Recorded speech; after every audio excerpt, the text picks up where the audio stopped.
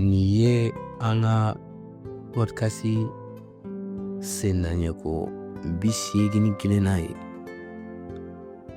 min bɛ lase Banema Sogoba ani Nathaniel Danbele fɛ. Bi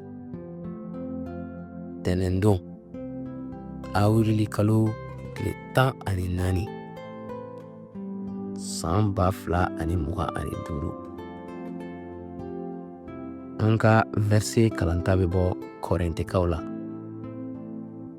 Korintikaw fɔlɔta sura 3 a verset 16.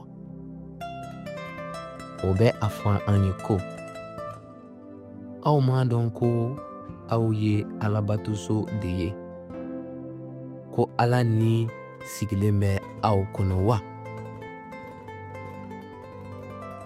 Nin verset bɛ anw hakili jigin anw sɔngɔn wala anw nafa ani an ka bugunatigɛ la Kirisa la. Anw tɛ hadamaden gansanw dɔrɔn ye, nka Alabatosoba ɲɛnama,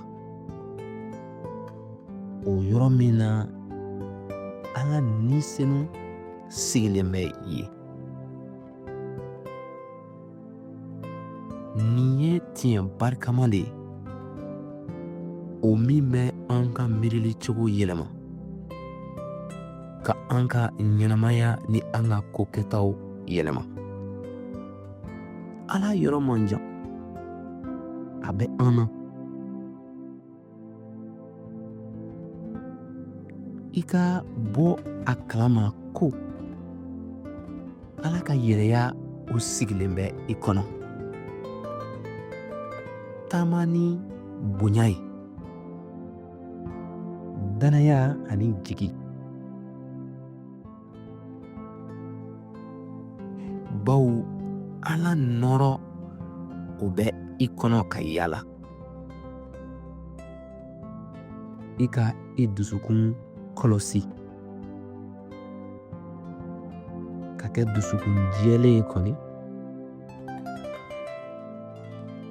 Alabatoso i ka o saniya ka a bonya.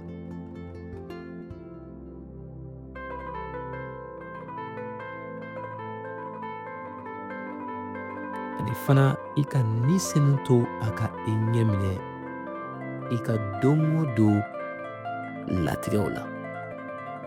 Jijali ye nin ye ko i tɛ i kelen na fewu.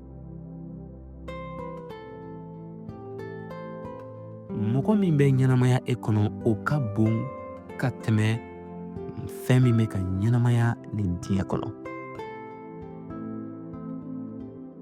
I ka ɲɛnamaya ni jigisigi ye ani senumaya ye. Ni laseli kɛra ka bɔ Délivré par Christ yɔrɔ ka kibaru duman fɔ ni dɔnkili ye.